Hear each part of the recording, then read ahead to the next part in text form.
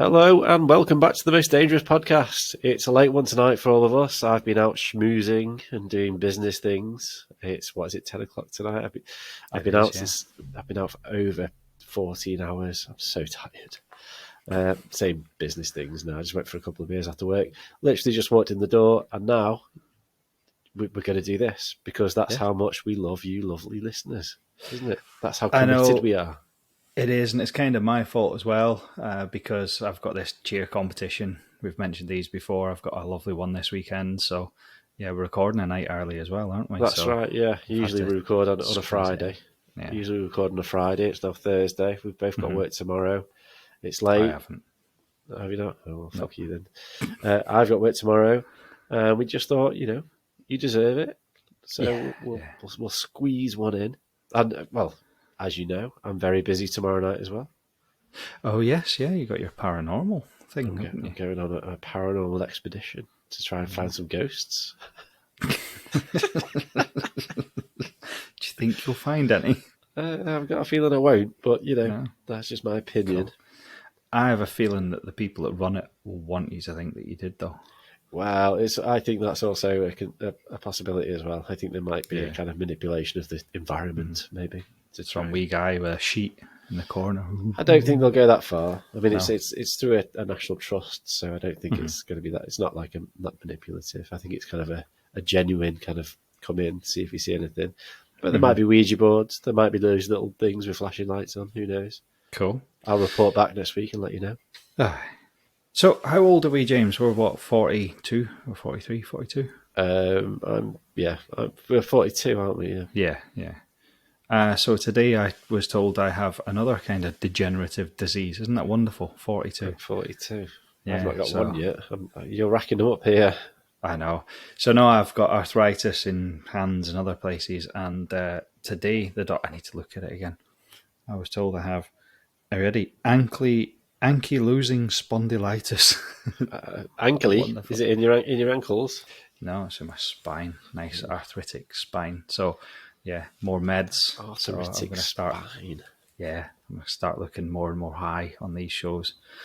And I got a steroid injection in my bum. Yeah, that was fun. Yeah, nice big long needle into my arse muscle. I bet you loved it. Oh, I did, yeah. It was all right, yeah.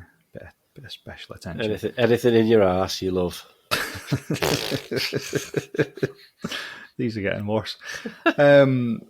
So, yeah, I'm miserable because of that, because I feel like I should be another 20 years before I get stuff like that. But they say that it's manageable. Should be all right. There you go, then. Stop moaning. Man up. Right, okay. Apart from that, I've not done anything. I think. No, everything's happening this weekend. I'm going to see a ghost, definitely. Yeah. And then, like I say, we're schmoozing this evening. Excellent. So we're on London. What have you got for us, James? Nothing. Well, talking about ailments and illnesses, funnily enough, we're going to talk about the Great Plague this week. Wow. The Great Plague of London. Cool. So, everyone knows, like, I think the most famous sort of outbreak of the plague is the Black Death era. Yeah. That was around about sort of the 1300s, and it wiped out a third of Europe. Was that like the Spanish flu? Was that? No, that was early 1900s, Spanish flu. Is that a different thing? Right, okay. A very different thing, yeah. The Black Death is the bubonic plague, basically, Yeah, but people always say the plague. The plague isn't like one disease, is it? It's like a plague of... A plague is like a disease that spreads. I guess so, but like this is the plague. This is the Great Plague. The one. Yeah. This is the one. So there'd been earlier, like, so the Black Death, basically, it came from trading from Asia initially, and in the 1300s, you had the Silk Road. People would travel down that, and then because of that, it opened up the trading networks between Europe and Asia, and essentially a new virus or a new disease established itself in Asia and then made its way to Europe and killed everyone, or a third of Europe, loads of people. Yeah. So that was the 1300s, and then from that time, it kind of they sort of settled it down for a bit, and then it boomed up again, settled it down a bit, and boomed up again. Now in 1665, or between 1665 and 1666, it was one of the last major outbreaks of the bubonic plague, which is the Black Death, right? In Europe, but it was centralised in London. It claimed over nearly, well, this is debatable. Scientists reckon it was 100,000 people that died in London. Right. Bearing in mind the population was roughly 500,000, so it was like a quarter of the size of the city. But at the time, reporting deaths wasn't as meticulous as it is now. People would die, and there were other varying factors which we'll come on to talk about as to why people might not have recorded the deaths as the plague and things like that. So 100,000 on record, probably, most definitely more. But like back then, like you said, it was, oh no, he's dead, let's put him on the cart. They didn't do like autopsies and stuff like that. And well, and everyone was dead. It wasn't so the same. No one could do them. So because everyone was dead, it's the age old: bring out your dead, bring out your dead, bring out your dead. Just stick them in a barrel. But do you know that COVID, that apparently to be registered as, because COVID was our plague, really, of our generation, and to be registered as a COVID-related death, you had to die within 28 days of testing positive for COVID. So in theory, if you tested positive for COVID and a week later got hit by a bus, you would have gone down as a COVID-related death. Potentially. I don't know how true that is. Which is a bit weird, that. Yeah, I'm not sure about that, because... Anyway. It's quite funny you should mention COVID, because this, as we've come to discover, it's quite weird how the way the government dealt with this, right, and how they kind of thought it was a good way of controlling the disease, and there's very similar parallels. But we will come on to talk about that. Okay. So yeah, I mean, everyone was scared. It was a time of terror, desperation, upheaval, and of course, in London at that time, it was rank, wasn't it? Like, you can imagine what it was like. It was just like these wooden shacks everywhere. There's no sewage system. I was going to say, was this before the famous London sewerage system? Because that was like revolutionary. Again, we'll come on to talk about that. Okay. Which, we will build onto that. There's no. It was open sewers basically through the streets. Yeah, just shit running through the streets. Literally, animals just shitting in the street and stuff like that. Everyone's just crowded together. So it was a great breeding ground for this disease. It was really easy to contract it. It was really easy for it to spread. Now, the plague itself was caused by a bacterium called, here we go, Yersinia pestis. I believe that's how you say it. Cool. Now, scientists believe it was typically spread through fleas carried by rats. So the fleas would sort of bite the rats and then jump onto the humans, and that's how it was spread. There was lots of rats around. London at the time was densely populated in considerable terms. Obviously, there's more people there now. And it's just perfect conditions for a disease like this to spread. There's loads of people, loads of rats, loads of fleas. Fleas are just jumping from person to person. Now, historians believe that the plague arrived in London via trade ships from the Netherlands, and they had these infected rats on. The rats would come up the boats with the rats on, come up the Thames, jump off and bite people. And like I said before, in the 1300s, when it was the Black Death, it did come from Europe. It initially started in Asia, came to Europe, and then you had these sort of pockets of disease, and then at this time in London, it came over from the Netherlands, and everyone died, basically. So the first recorded case occurred in the overcrowded parish of St Giles in the Fields in early 1665. Okay. Is that place still about now, or is that somewhere different now? Yeah, I believe so, yeah. I think... I've watched quite a few videos on this. It's quite interesting. there is still a parish there, and I believe, if I can remember, there's a mass grave. I think it was uncovered by archaeologists. Right. So, because there were so many people dying at the time, which we'll come on to talk about, they didn't have capacity to bury these bodies. So essentially, they were just putting people in mass graves. Just launching them in a big hole. Yeah, basically. From what I understand as well, is that it wasn't just people who were dead. It was like grieving partners and stuff like that just couldn't live with the death of their husbands, so they would just jump in as well and die there. And it's awful. Quite a commitment, that, isn't it? It's just an awful time, just yeah. absolutely terrible. So yeah, I do believe that this place is still there. Giles in the fields. I think there's a mass grave there, which has been uncovered by archaeologists since. And like I say, initially it did spread slow. So this is 1665. When the summer arrived and the warmer temperatures came around, the unsanitary living conditions accelerated its transmission. So we all know we've both got pets, haven't we? Yeah. Have your pets have had fleas? Not. Yeah, but not the pets I've got now. Many years ago, I've had pets with fleas. Yeah, my cat got fleas once, and it kind of nothing happened in the winter. And then as it got warmer and warmer, they became more active, and you think, oh my god! And they're just, and before you know it, they're just fucking everywhere. Yeah, you open your cat's fur, and it's like an adventure playground, isn't it? Yeah, and it's just the worst. And you're buying all this stuff to try and get rid of it, and take it to the vets, get all the injections and stuff. So fleas basically are more active. I remember in year 5, our friend Stephen Hickman, a flea jumped off him onto the table in school. And we were all playing with it, and it was jumping about. Nice stuff, yeah. Nice story. Was that not Heaving Stickman? Heaving Stickman, sorry, yeah.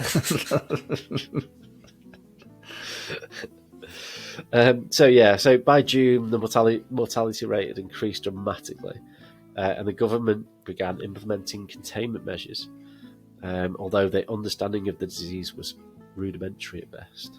Right. So let's just talk a little bit about the plague itself and its symptoms and things like that. So I did some research on this. I'm a little bit confused by it personally, because I'm not a doctor and I don't specialise in exotic diseases. So the bubonic plague apparently manifests in several forms. So you've got the bubonic, pneumonic, and septimic, I think. But I guess they're kind of like the same thing, but they're just different variants of how it makes you ill. It sounds like sept is normally proper bacterial infection, isn't it? Well, no, it's blood, isn't it? So is it blood?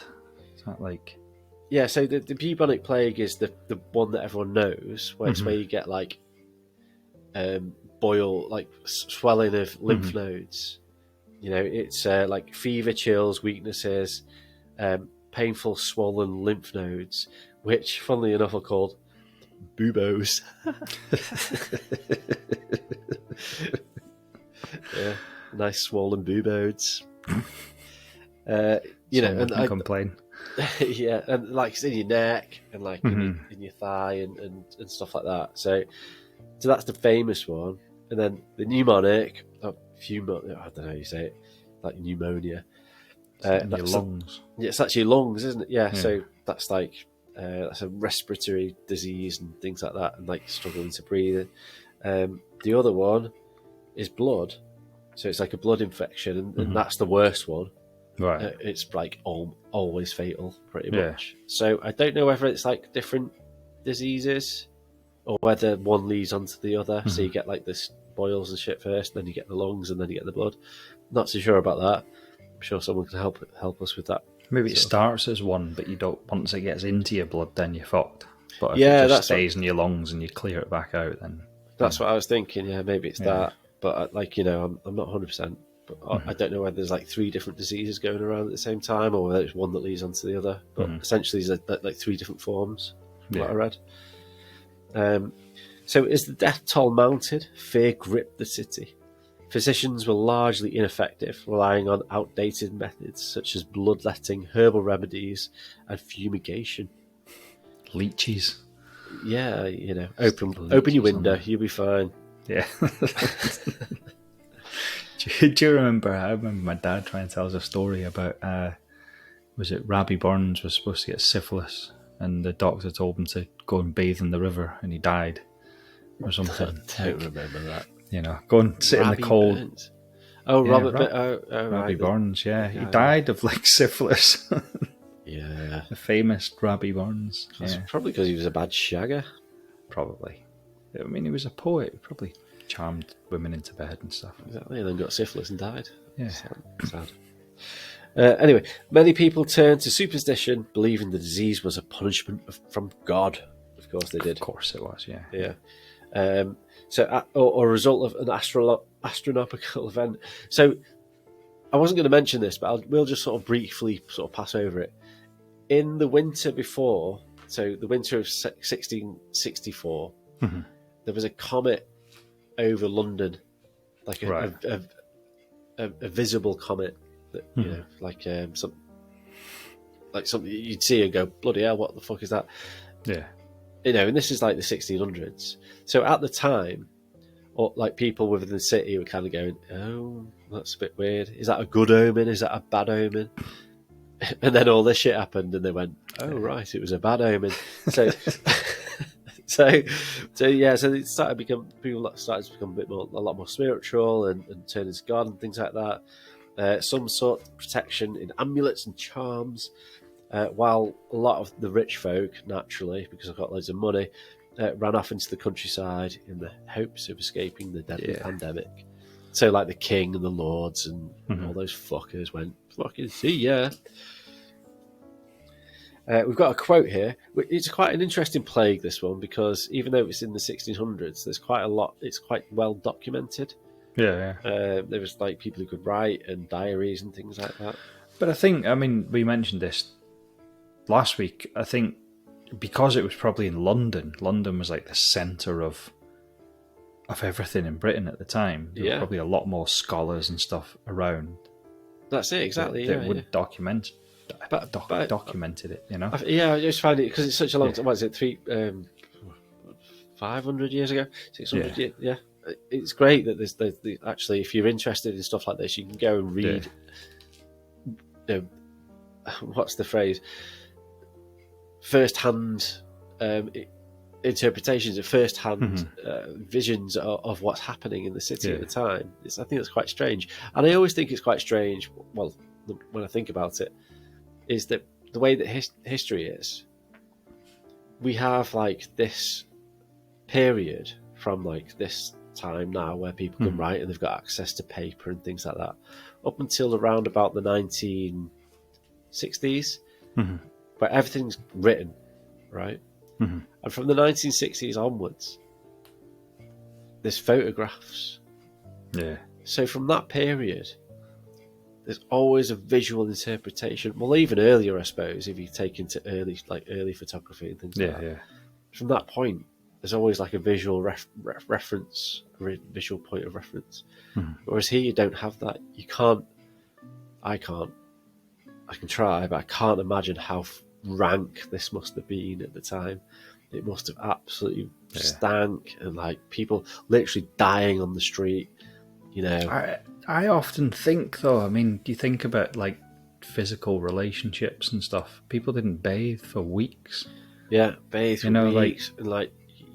Imagine you're in London, and we're not talking London today. We're talking about shanty, essentially a shanty town. Wooden houses, wooden shacks, all stacked together. Yeah. Of course, you've got the palaces and things like that, which have been there for centuries. And someone's dying in the house next door to you. You would hear them, hear their wails.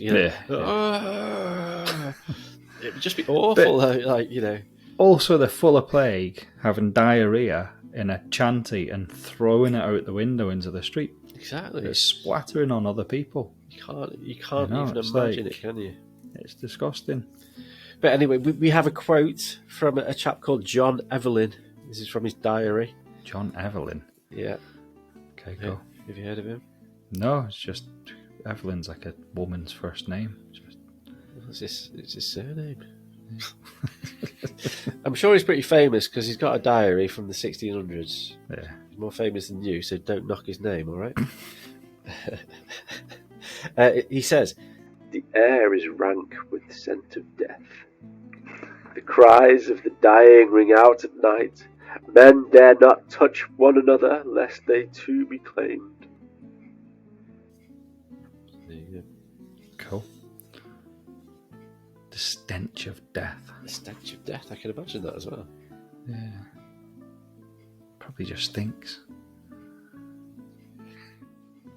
So this is quite interesting, Fraser. So, the government's response and measures as to how they reacted to this. Bearing in mind, people were dying, literally dying in the streets. Okay, if you Did they have a big secret barbecue at 10 Downing Street? It wouldn't surprise me. But so the government at the time was led by King Charles II. Right. And now his attempt to implement containment strategies, they were met with mixed success. But quarantine laws were introduced. Right. And infected households were marked with a red cross and the phrase, "Lord have mercy upon us." I remember that from school, yeah. Yeah, so these homes were locked. So if you were in a family of, well, I imagine they are larger families, so 6, man, wife, and children, the whole family, if one person got infected, the whole family would just get locked in. Shut the door, lock the door, red cross on it, and that's it. It's essentially a death sentence, because if you don't get sick, you're going to starve or something like that. So yeah, they just trapped the families inside, and that in itself also led to countless deaths, because you're not isolating the individual, you're essentially condemning everybody within it. Another quote for you from Samuel Pepys's diary, June 1665. You must have heard of Samuel Pepys. Yes, yeah, the name. So he says, "The streets are silent, doors marked with red crosses. 'Lord have mercy upon us' written above. The sick are locked away. I dare not look upon them for fear of catching their doom." So that's pretty spooky. So public gatherings were banned, travel was restricted, markets were closed, and trade was severely impacted. So trade used to come down the River Thames, and that was banned. Scotland closed its borders to England. Not for the first time. And watchmen were stationed outside infected homes to ensure no one entered or left. Wow. Mass graves were dug to dispose of the mounting bodies, because they didn't have anything to do with them. And the authorities were also ordered into the culling of stray dogs and cats, because they mistakenly believed that they were the cause of the disease, or the spreading of it at least. In reality, though, this probably exasperated the problem, because it increased the rat population. So they'd kill the cats and the dogs, and the rats would feed off it. So they didn't know what to do. And it's very reminiscent of, well, almost 5 years ago to the day in the UK, when we entered the first COVID lockdown. And we were told to stay inside, don't mingle, close down your business, don't interact with other people. And I found it quite fascinating reading this, that 500, 600 years later, we had a pandemic or whatever. People debate whether it was or whether it wasn't, or how much of an impact it had. But nevertheless, a lot of people died. 600 years, almost to the day. 600 years, people and the government still didn't know how to deal with it. They still didn't understand. They just did the same thing. Yeah. Just don't interact. Stay in your house. I just found that quite interesting. That are we that different from the people back then? Do you know what it did, though? It drove out a lot of wankers.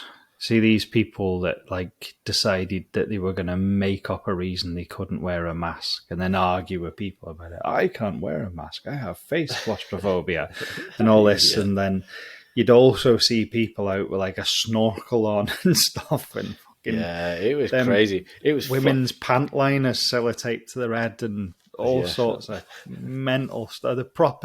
It became like the world of the lunatic. It was like, do you remember that when like people just buying toilet paper? Yeah, everyone thought you were going to get the shits. Yeah, who cares? Like, fucking hell, why your ass with your hand and have a wash? Couldn't get Calpol. Like the world ran out of Calpol. Absolutely mad.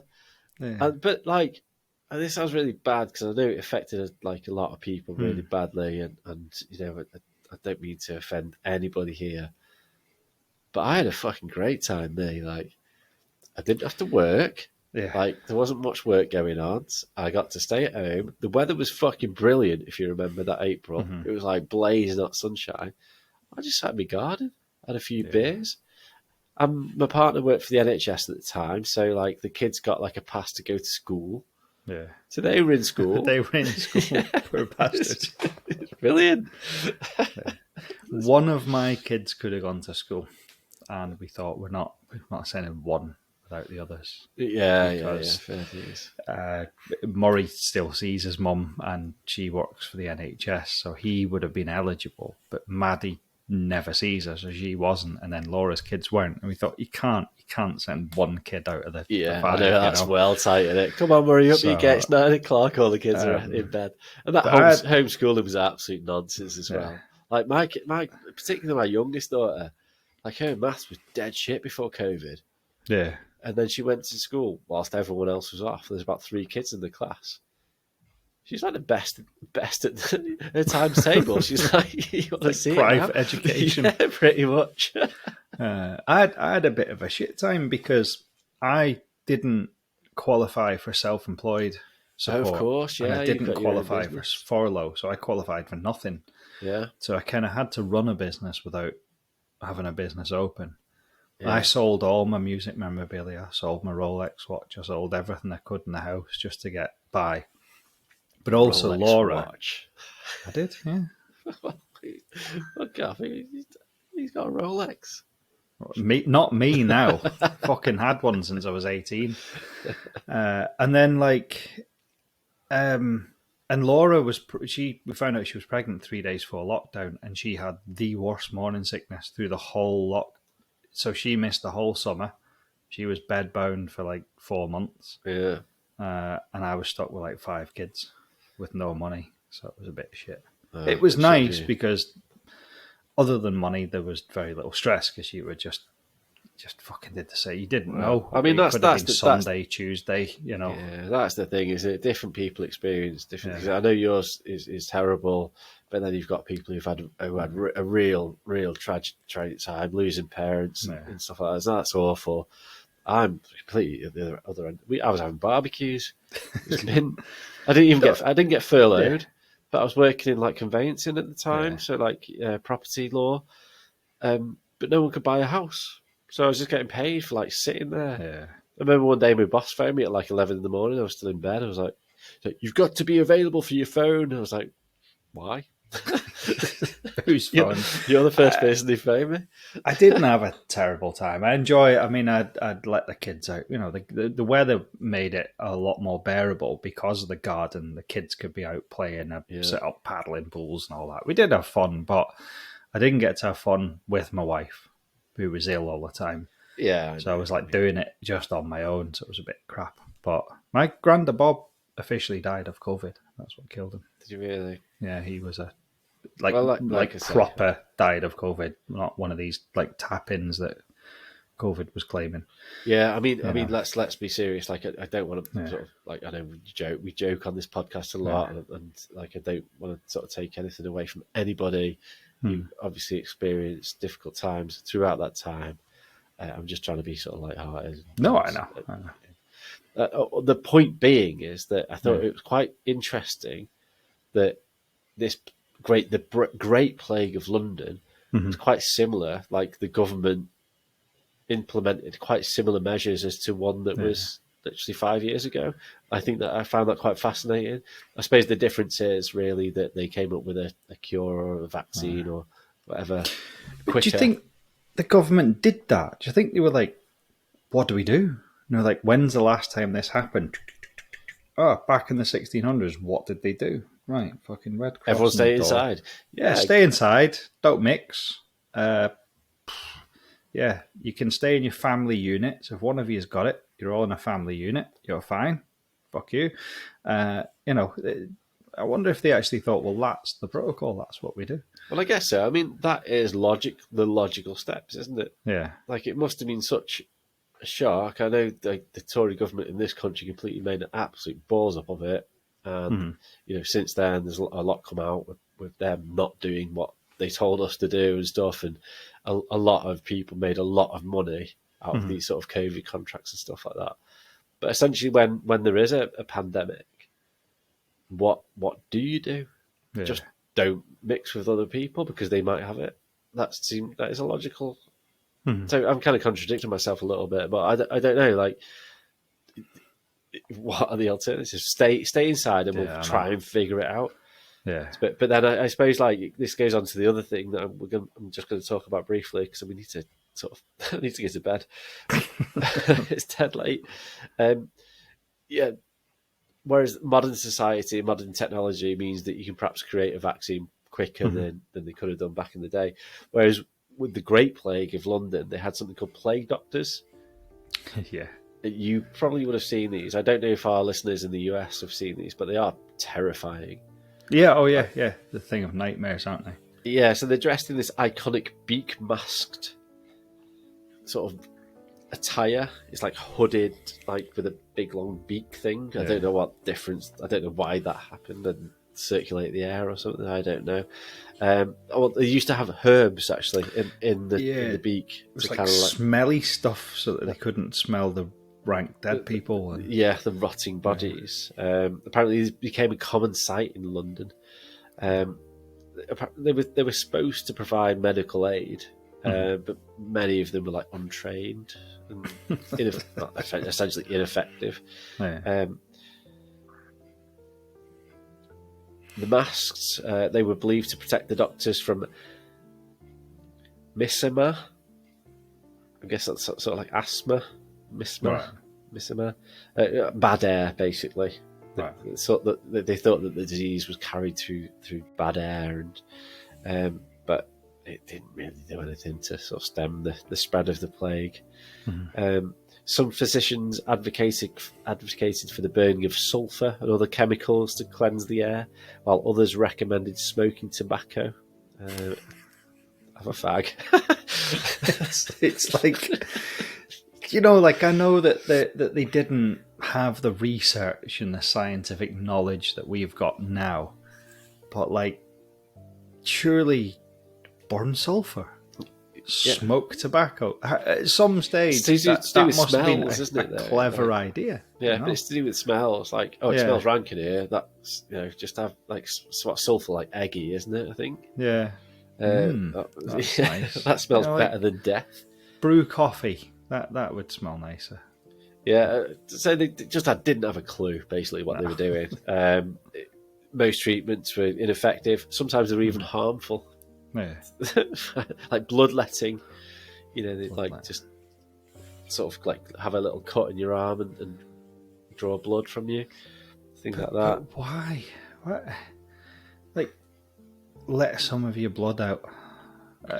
Get the bad blood out, and then the good blood can stay. Do you know where the bad blood is? Look, are you a doctor? No, I'm not. Well, there you go then. Shut up.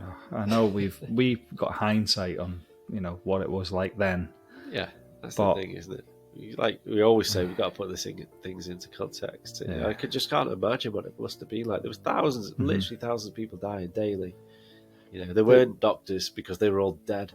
There were people in the streets. There were carts, people with carts going through the streets daily, literally saying, "Bring out your dead." Yeah. And we'll put them and then we'll take them to these mass graves, and then we'll throw them in there, and then we'll just burn them. Imagine if that happened. Imagine, you wake up tomorrow, and this sounds horrible, but your daughter or your wife or your son's sick, and you think, "Fucking hell, like, is this it now?" Yeah. And you find out it is. So the government shut the door, lock you in, and before you know it, you're all dead. And then someone comes along, throws you in the back of a cart, and then drops you in a massive grave and just burns you. It's like putting your old armchair out for the rubbish guys to come, isn't it? It's just stick your fucking dead out. You know? Oh yeah, I see what you mean. Yeah, you know, like yeah. I was a bit like, well, they're a bit more. Show a bit more. Here's respect, my dad. No funeral. Fucking there you go. Yeah. And like, you think about the shit that people do nowadays for funerals and all that stuff, and like back then it was just, throw the kids out on the fucking cart. Yeah, it's just before awful. They start to stink the house out. Yeah. Well, you weren't allowed. You had to stay. You had to stay in for 40 days. True. We were locked in for 40 days, and if you survived, then you could take your kids out and throw them on the cart, and they'd be burned in a mass grave. Do you know we all had COVID at least twice in this house, right? Erin never got it once. Yeah. So she must have an immunity to it. Right. So she lived with us in the house when we all had it, and she never got it once. So she'd be carrying you out to the cart if this. Yeah, she would be. Plague. Yeah, it would be nice for her. She'd have to get off her fucking phone first. So the plague itself, it had a profound effect on London's social and economical structure, as you can imagine. Yeah. Like I said before, the wealthy just fucked off and went to the countryside, sound, safe, and obviously the poor were left to fend for themselves. The labour force was decimated. There was a shortage of workers. And then those workers that could work, what do you think they did? Well, fucked off to the countryside. Well, no, they said, "Can I have more money, please?" Because there's nobody else there to money, so nobody else there to work. Yeah, absolutely. So it was just a crazy, crazy time. Many businesses collapsed naturally, and the economic strain lasted for years, as we are also experiencing at the moment. Yes. Religious fanaticism increased, as with some groups believing the plague was divine punishment. Now, there was something called I can't say this, not after a few beers here. Flagellants, I think that's how you say it. So these are basically individuals who whip themselves in the streets. Like in a religious sense, and just like when what's it called? Is it like flaying yourself? Or flaying, something? yeah. So flagellants, I think that's how you say it. Yeah. So that became more common. Like him in the Da Vinci Code. That's right. Exactly that. Yeah. Albino fella. Some sought solace in prayer, while others took advantage of the chaos and looted abandoned homes. Wow. See the thing where people think this happened because I did something wrong and God's punishing us. It's always confused me that, because like I listened to, I'm going to use a football reference, listen to football phone, and this guy was like, I've got to do that because if I don't, my team will get beat. And I thought, right, so Rangers have got a couple 100,000 fans, and we're all relying on this one guy doing this thing, otherwise they're losing today. I get that. Like superstition. Is it almost like a narcissism type thing that, Yeah, I don't know. Like superstition, I do kind of understand superstition. Don't you have any superstitions? You don't like salute a magpie or anything like that? But don't I step don't on think a crack, or I don't know if it's like a superstition or it's just. Well, it is though. Like, why'd you do it? My auntie always did it, and it's more like a habit. Yeah, but I don't know why I do it. I don't know what would happen if I don't do it. It's not like if I don't do it, something bad's. I don't. Yeah, but you still do it though, and that's like the same as the football fan, though, isn't it? Like, I guess you just you think, oh well, if I don't do this, something bad might happen, or it might do. Yeah. But to think that, like, because you've done something wrong to God, 100,000 people have died of the plague. Well, yeah, but to think that if you don't salute a magpie, then something bad's going to happen is. Yeah. I know. I'm just being pedantic. So. I don't walk over 3 manholes either. So you're worse than him. Yeah, true. Right, okay. Anyway, let's wrap this up because it is getting late now. So by the end of 1665, the plague began to wane. They had like sporadic outbreaks that continued into 1666. Other historians suggested that the population had already been so severely decimated by the disease that the disease actually had fewer hosts, and that's why it reduced. These things do calm down in winter months, though, don't they? Yeah. And like we were saying before, if it's fleas generally do kind of like reduce in numbers in the winter. You think they're all gone, and then someone comes like, fucking hell, thought I got rid of you. Now, in September 1666, the Great Fire of London erupted. Now, spoiler alert, I think this is something that we are going to look at in a later podcast. Right. Maybe the one after the next one. And now this destroyed much of the city. Now, obviously this was tragic. I don't think anyone died in the Great Fire of London, but, watch this space. But apparently it inadvertently helped cleanse London of the plague-infested areas, burning down overcrowded wooden areas. Well, yeah, because Sorry, go on. Well, I was going to say, so it burnt down a large part of London, and at the time, London was largely sort of made of wood. And following the fire, there is new measures introduced. So things like, well, we'll build buildings out of stone rather than wood, so it doesn't happen again. Maybe we won't have open sewers in the streets, and we will, like you were saying before, we'll perhaps have them underground, things like that. So it might not have killed the disease. Well, it definitely didn't, because there was further outbreaks afterwards. But it certainly had an impact in public health, the fire itself. So it might, this improved sanitation and things like that in the following years. It probably did help to prevent another major outbreak in the following years after this. Yeah, see when we had our chickens, they had these little mites, and they could actually hibernate within the wood. Yes, exactly. And you think you got rid of them all, and then like they'd come back out of the wood. Yeah, and the fleas were probably all like almost like hibernating flea eggs and stuff in all these wooden buildings and stuff like that. And then absolutely. And also, if you think about rats, well, rats can chew through wood. Yeah. So if you're sort of living really in close quarters next to somebody, and they've got a rat infection, then the rat will just quite easily get into your house, because it'll get through the wood. If your house is built of stone, that rat's staying there. It ain't coming into your house unless it comes through the pipes. But it didn't have pipes, so go through the new sewer system. Fucking hell. So the Great Plague of London, just to finish off now, it demonstrated the devastating impact of a pandemic on urban populations. It highlighted the importance of quarantine measures, and the need of effective medical intervention, and obviously the role of public health and the control of the outbreak. It also underscores, I suppose, the dangers of misinformation, superstition, and, of course, inadequate government response, which we've witnessed recently in modern times. To be fair, it was catastrophic. I can't even imagine in my mind what that must have been like just for that 12 months. Like, it must have been absolutely horrific, awful. Whole generations dying. The way that people in the slums in London were living, you wouldn't just have one or two generations. You'd have 3 or 4 generations all living together. And if one of them caught this plague, they'd all be wiped out. It's crazy. Yeah. But I suppose the question is, did we learn anything from it?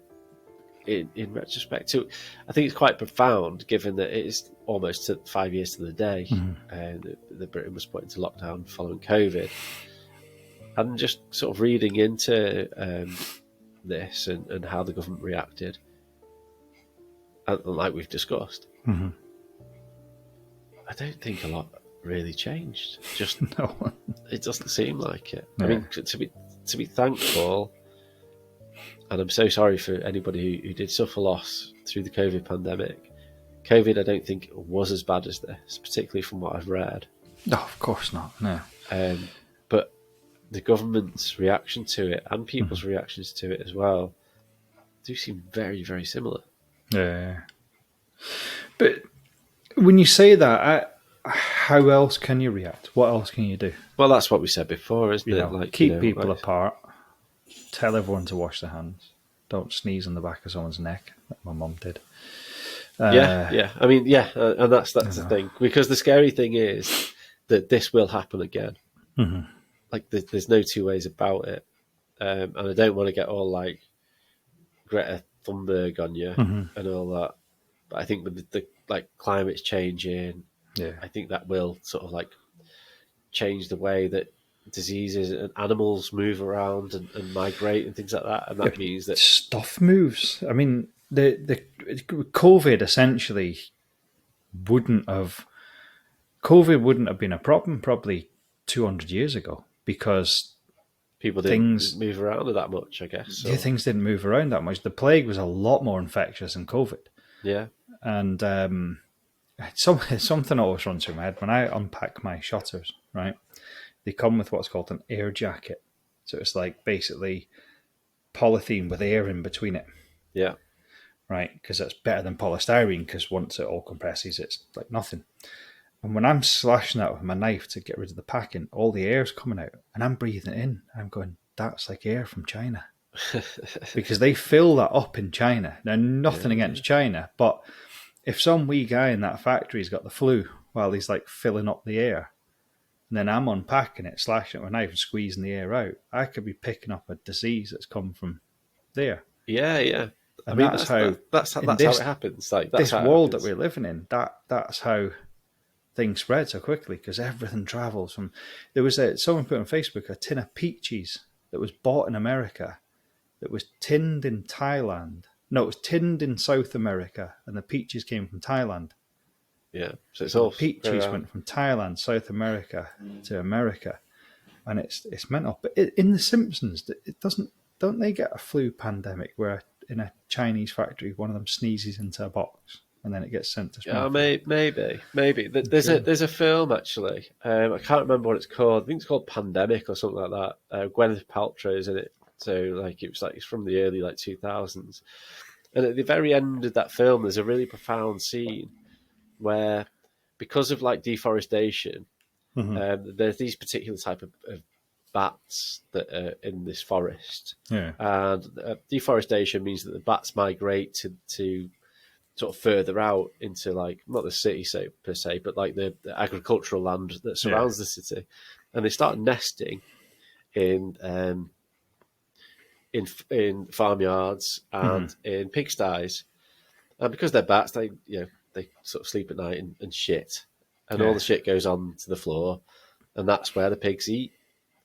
And there's like a bacteria in the bat shit that the pigs eat, and the pigs eat it, and it gets into their bodies, and then the pigs go to slaughter, and humans eat pork, right?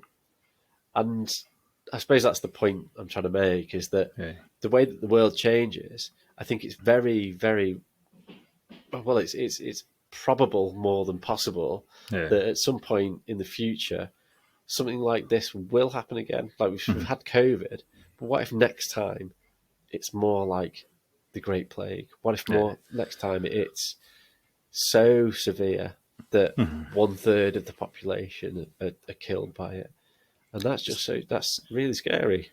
It is frightening. I mean, I know what you said about COVID. In all respect, it was a horrendous thing for a lot of people, but I think we were quite lucky that how gentle COVID actually was. Imagine if Ebola became airborne. Well, exactly, stuff like that, exactly, which is quite possible, I suppose. I mean, we're no scientists. It takes a little mutation. Yeah. Tiny little mutation in that virus, and poof, we're all fucked. That's it. So, on that note, sleep well, everybody. Yeah, sleep well. Yeah. People will be washing their hands tomorrow. Yeah, I know. I've got to go to bed. I've got to get up. So I usually have Fridays from home, and I messed up this week. I got up late on one of the days because I can only do three days at home and 2 days in the office because I messed up on one of these. Round trip to Blackpool in the morning to drop off the dog. Our dog goes to Blackpool instead of kennels. He'd probably rather go to kennels, to be honest. Well, it's the old owner we adopted him from, we always had an agreement that when we go on holiday, so I've got to drive to Blackpool to get rid of the dog, to drive back to Ellesmere Port, to then drive to Stoke. Yeah. The other way. So a long day of driving. You like driving though, don't you? I like driving, yeah, because I can listen to good podcasts like this. Like this one. Yeah. Yes, great plug. Driving's all right if you've got a nice car, I think. Yeah. Before I go, since we've moved over, I now don't have the little advert at the start telling you to like and subscribe and everything. I need to sort that out. Get it sorted. So like, subscribe.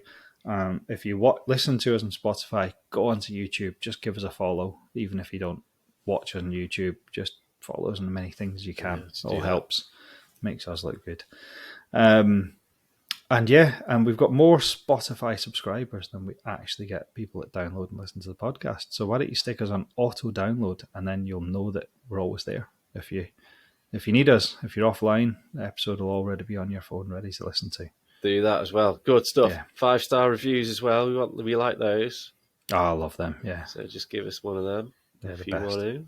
If you don't want to, don't do it. Yeah, that's it. 5-star or not at all.